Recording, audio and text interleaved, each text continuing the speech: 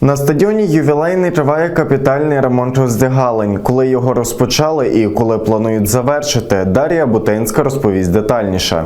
На стадіоні «Ювілейний» тривають ремонтні роботи, щоб спортсмени після зняття обмежень повернулись вже у нові роздягальні. Для економії коштів директор та працівники стадіону роблять ремонт самотужки. Ремонти ми почали в кінці березня. Почали ремонт, якраз трошки потеплішало, в роздівалках вже трошки попідсихало і ми почали ремонт. Ремонт почали, дивимо також, щороку ми викидаємо кошти, нам міська рада виділяє на ремонти, на те вапно, на той розтвор, але ми то подивилися, щороку облітає, все одно воно замукає. Було прийнято мною рішення, поки є якісь кошти, взяти і положити плитку, зробити так, як воно має бути, щоб воно вже лишилося на літа. В Суддівську ми зробили були, Суддівську вже вийти того року нічого, ми туди ніякі кошти не вкладаємо, тільки там поприбирали і в нас частенько. Так само ми хочемо зробити і в роздівалках, щоб раз собі зробили, людей я щодень тут не ганяв, бо люди щодень виходять, то дай Бог, щоб так вийшло, що карантин, і нам просто є час, ніхто не мішає, бо то були діти і спортшкола, і дорослі, і всі роздівалки. А так, поки є карантин, то ми маємо зараз можливість робити вже. У першій роздягальні ремонт уже закінчено. Ділиться з нами директор стадіону. Цього тижня планують закінчити ремонт і у другій. Після того в нас вже почнеться і кошення поля. Завтра в нас по плану має бути каток.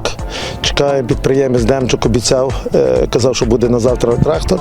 І з завтрашнього дня ми будемо вже катали, вже трошки відійдемо і вже будемо починати косити поле і готуватися до футбольного сезону. Директор та працівники стадіону роблять все своїми силами. Обстежено та усунено місце протікання покрівлі, вирівнюють та утеплюють стіни.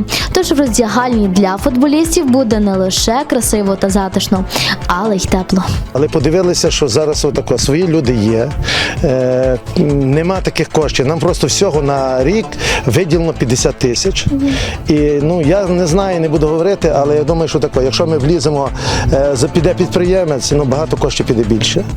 То і людям заплатити, і всім, а нас є тут 6 чоловік, і ми думаємо, що ми своїми силами, тим більше, що всі вміють робити, кожен десь робив, і до того робили, клали і плитку, і вагонку ложили, то ми подумали, що ліпше своїми силами, ліпше ми своїй людині дати там пару рублів заробити, чим кудись дати. Вже таке, що складніше буде, то вже мусить вже якийсь підприємець заходити і вже мусить таке робити. На зекономлені кошти було придбано бляху на дах, тож цього року планують його перекрити.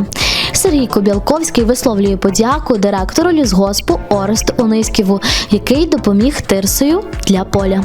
Як то кажуть, життя – це спорт, і потрібно підтримувати міцність тіла, щоб зберегти силу духу. Дар'я Бутинська, Сергій Нікішин, телеканал Броди Онлайн.